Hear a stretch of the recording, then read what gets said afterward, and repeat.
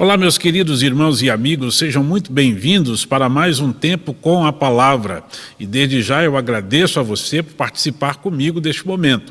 Eu sou o pastor Joaquim Dias, pastor da Igreja Batista em Santa Cruz, que fica aqui no 3º Distrito de Nova Friburgo, no estado do Rio de Janeiro. Hoje nós vamos encerrar as nossas reflexões no Salmo 84.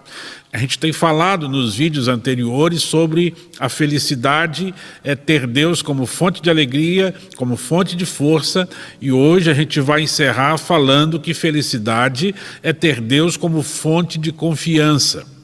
Nosso texto então continua o mesmo, Salmo 84, de 1 a 12, e vamos fazer a leitura dele agora. Diz assim, Salmo 84, de 1 a 12. Como é agradável o lugar da tua habitação, Senhor dos exércitos. A minha alma anela e até desfalece pelos átrios do Senhor.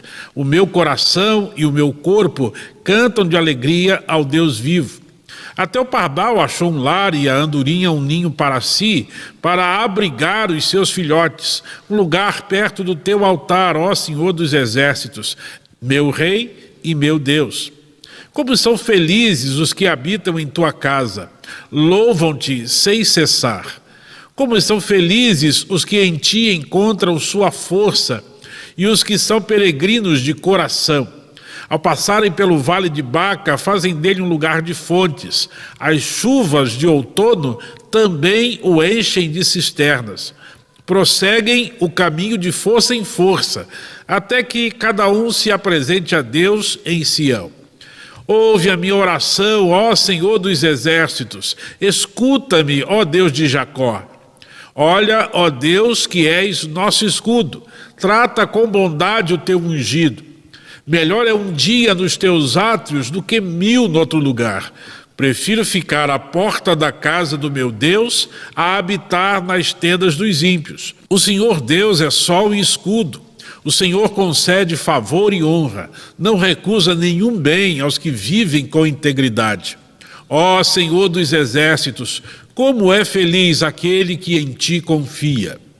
Como explicamos na semana passada, esse salmo, que é letra de uma canção, foi dividido em 3 partes. A primeira parte vai do verso 1 até o 4, onde o salmo sugere a primeira pausa. E inicia a segunda parte, que vai do verso 5 até o verso 8, onde nós encontramos a segunda pausa.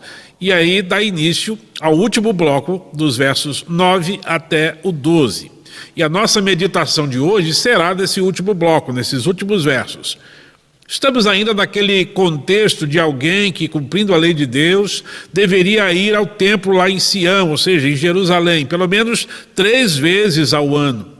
E ao que tudo indica, parece que esse salmista, por algum motivo, não pôde ir ao templo, e a sua canção revela o coração daquele tipo de pessoa para quem estar na presença de Deus é algo importantíssimo. Ele compreendia que a adoração, o culto público, a reunião juntamente com outros irmãos no local onde Deus escolheu para que o culto fosse realizado, era um local então maravilhoso, um espaço abençoador para a sua vida. Após declarar que Deus era a sua fonte de alegria e de força, o salmista agora fala da felicidade de quem confia no Senhor. Deixe-me reler aqui essa porção final, versos 9 até o final. Diz assim: olha, ó Deus, que és nosso escudo, trata com bondade o teu ungido. Melhor é um dia nos teus átrios do que 1000 no outro lugar. Prefiro ficar à porta da casa do meu Deus a habitar nas tendas dos ímpios. O Senhor Deus é sol e escudo. O Senhor concede favor e honra, não recusa nenhum bem aos que vivem com integridade. Ó Senhor dos exércitos, como é feliz aquele que em ti confia. O salmista ainda está orando, a oração começou no versículo 8. Ele agora está reconhecendo Deus como escudo do seu povo. Escudo é um equipamento utilizado pelos soldados para a defesa pessoal. Um símbolo, então, da proteção de Deus nesta passagem. Mas o salmista também ora pedindo a Deus que trate com bondade o seu ungido. Provavelmente ele está se referindo ao rei de Israel, já que no Velho Testamento apenas profetas, sacerdotes e reis eram ungidos. A expressão no singular, o teu ungido, indica então o rei. Mas por que interceder pelo rei? Os reis de Israel eram uma expressão temporária do rei messiânico, do rei eterno, da linhagem de Davi. Ou seja, o salmista ora desejando que o Messias venha, mas também nos deixa o exemplo de oração pelas nossas autoridades. Lá no Novo Testamento, Paulo nos ensina isso. Em 1 Timóteo, capítulo 2, versículos de 1 a 4, Paulo diz assim: antes de tudo, exorto que se façam súplicas, orações, intercessões e ações de graças por todos os homens, pelos reis e por todos os que exercem autoridade, para que tenhamos uma vida tranquila e serena em toda piedade e honestidade. Isso é bom e agradável diante de Deus, nosso Salvador, que deseja que todos os homens sejam salvos e cheguem ao pleno conhecimento da verdade.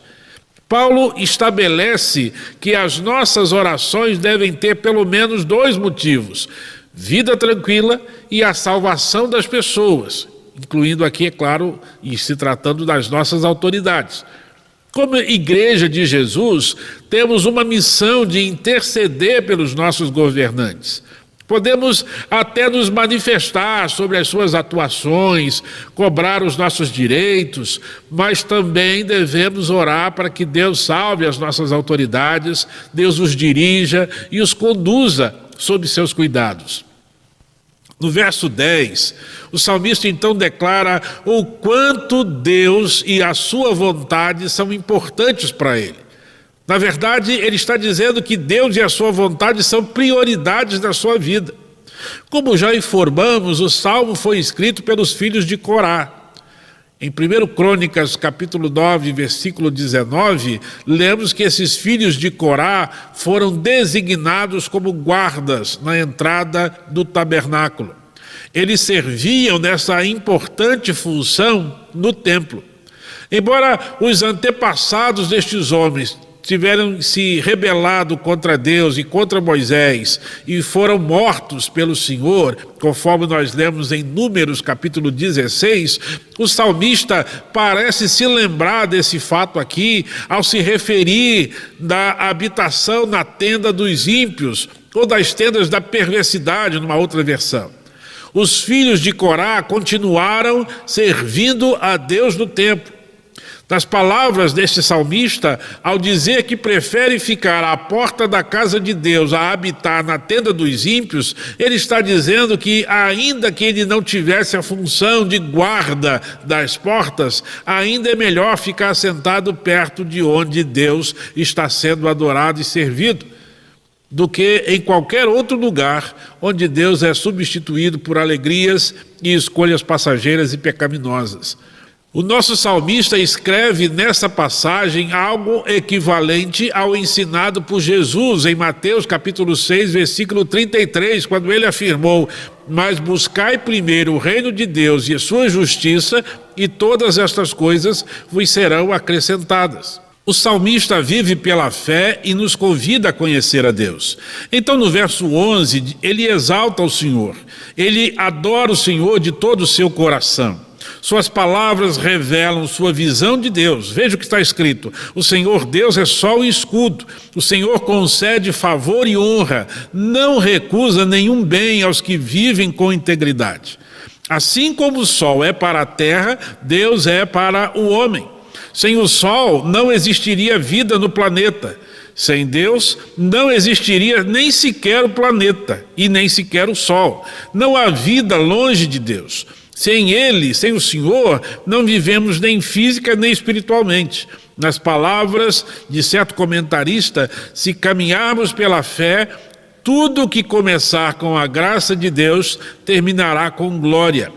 É isso que Deus concede: favor e honra, graça e glória. Tudo que é necessário à vida do homem, Deus é o provedor. Ele sustenta a terra com o seu poder, mas de modo especial também sustenta o seu povo, no caso de nós hoje, a sua igreja. O Salmo 127 afirmou que Deus sustenta os seus amados até enquanto dormem. Deus não retém as suas bênçãos. Deus não nos deixa sem aquilo que é necessário para as nossas vidas. Deus é gracioso e misericordioso. Quem teme ao Senhor será por Ele amparado e sustentado de forma graciosa.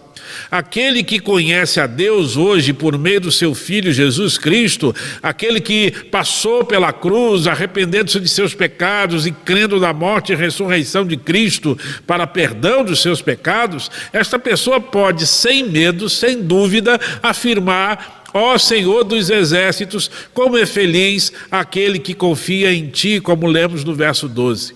O salmista encontrou o seu prazer no Senhor.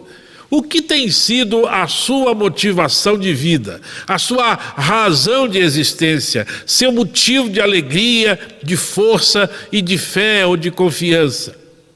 Temos um grande defeito: os valores que declaramos nem sempre são os valores que vivemos. Muitos afirmam que amam, temem e obedecem a Deus, mas somente no discurso. Suas práticas mostram um distanciamento de Deus, evidenciam a sua desobediência e revelam o quanto não tem Deus e o seu reino como prioridade. É tempo de transformar o nosso discurso em prática. É disso que o salmista está dizendo. Deus tem que ser seu motivo de alegria, a ponto de que qualquer tristeza neste mundo se tornar algo insignificante e incapaz de remover de seu coração a alegria que Cristo dá. Deus tem que ser a sua força, ao ponto da gente parar de ficar se justificando diante dele, acabar com essa ideia de que, ó Deus, eu sou aquele que está fazendo as coisas do jeito que o Senhor pensa. Não! Precisamos declarar a nossa dependência do Senhor. O Senhor precisa fazer por nós aquilo que nós não conseguimos fazer. Precisamos da ajuda dele. E também, meus irmãos, a gente precisa começar a experimentar o vivo não mais eu, mas Cristo vive em mim, e a vida que eu agora vivo neste corpo, eu vivo esta vida na fé do Filho de Deus, como afirmou o apóstolo Paulo, na fé em Jesus. Então, que o Senhor seja seu motivo de alegria, de força, de confiança, de fé, e que Deus abençoe a sua vida com isso. Vamos orar? Convido você a fechar os seus olhos e orar comigo. Nosso Deus e Pai, muito obrigado pela Tua palavra que lemos e meditamos dela mais uma vez. Cremos que o Senhor é a nossa fonte de força, de esperança, de fé, de alegria. Mas, Senhor, as questões da vida muitas das vezes tentam competir com o Senhor. Ajuda-nos a confiar em Ti. Ajuda-nos a depender do Senhor. Ajuda-nos, ó Deus, a nos alegrarmos em Ti, com a Tua palavra, e não duvidarmos em nada do Teu amor e do Teu cuidado por nós. Continua conosco, ó Deus, abençoando as nossas vidas, cuidando do nosso povo, abençoando os que estão enfermos, trazendo bênção da cura sobre eles. Ó Deus, abençoando os casais da Tua igreja, restaurando os lares para a honra e glória do Teu nome, para que o Teu nome seja honrado por essas vidas. Ó Deus, nós clamamos para que o Senhor abençoe também a nossa comunidade, o nosso povo, o nosso país e o mundo envolvidos nessa pandemia, mas que precisam ser libertos desse medo e precisam, ó Deus, voltar-se para o Senhor. Ajuda-nos a vencer todo o medo, toda a preocupação, toda a situação que nos acomoda e nos colocar de volta, Deus, nos caminhos santos do Senhor, na adoração, na fé que vai transformar a nossa vida e que vai nos conduzir para mais perto do Senhor e também vai nos ajudar a testemunhar de Jesus, dessa mesma alegria, esperança, fé, força para as pessoas que ainda não têm Cristo.